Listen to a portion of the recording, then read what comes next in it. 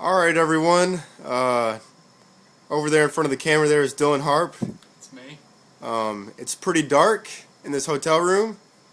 This is all the lights we are provided in this hotel room that's downtown. So that is as good looking as Dylan's going to be tonight. So with that being said, pretty good.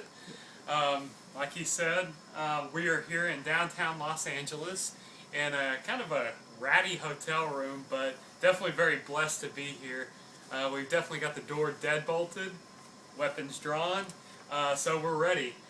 But just to give you a kind of a recap of what's going on and how we got here. Well, first off, me and Paul have been talking about this is probably our best day yet, and it was challenging.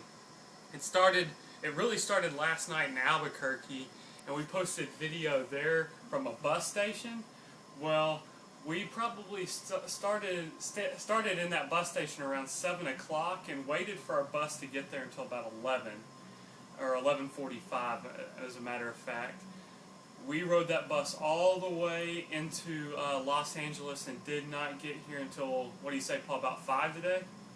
5. About 5 o'clock. And so it was it's close to 18-hour bus ride today. And so, but nonetheless, we got here and we're safe, we're sound.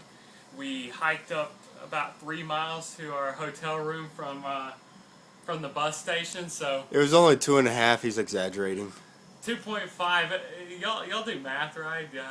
2.5. Don't you round up for all you teachers out there? But nonetheless, like we said, here we are. As we were walking the three miles, we passed this church, and it was centered in downtown. It was really cool. You wouldn't expect it to be a church. I think it used to be like violins or something like that. Well, they had just recently converted it to this church, and it was called Victory Outreach Church. And we looked on the outside of the window, and their whole purpose, by their name, of course, is just outreach, evangelism, sharing the gospel. And so we poked our head in there, and once we found our hotel room, we actually came back, and they had service tonight. It was like a two-hour power, is what they called it. And it was basically spent in prayer, spent in scripture. It rejuvenated us, encouraged us, everything. The pastor even handed us $20 to help fund our trip. Once we got to talking to him, telling him what we were doing, he loved it. He was so into evangelism. It was awesome because we were the only 2 white people there, so we stuck out like sore thumbs. But it was great because they welcomed us. And they even offered us bodyguards and other people to escort us throughout the city. I guess we looked pretty puny or something. Or maybe, like I said, we just stick out. I don't know. But they offered us bodyguards and protection to go throughout the city and share the gospel here in Los Angeles. So we really feel like God is planting us here in Los Angeles. We need your prayers to tell us how long we need to be here and what we need to be doing. We're looking at different options on where to stay. We've been offered homes, but they're in the roughest neighborhoods in town, so we don't know if we'll take those just out of safety reasons. It would be like us 2 camping out in fairgrounds in Dallas, just to give you Texans a general idea.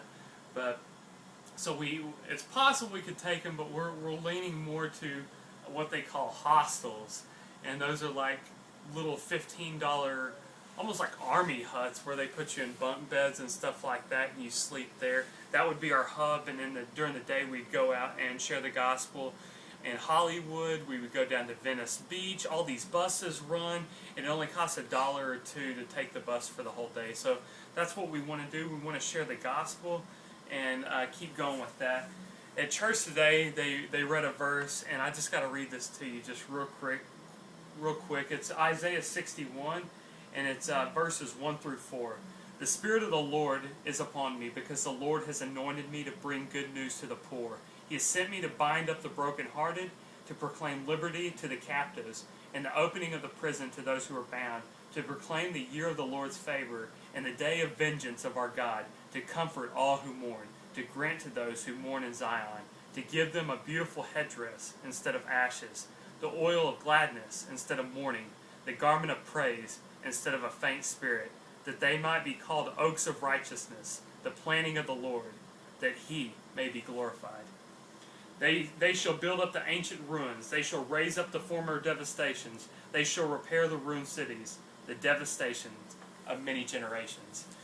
That was straight out of Isaiah. That is our whole purpose, is to share the gospel, what it said.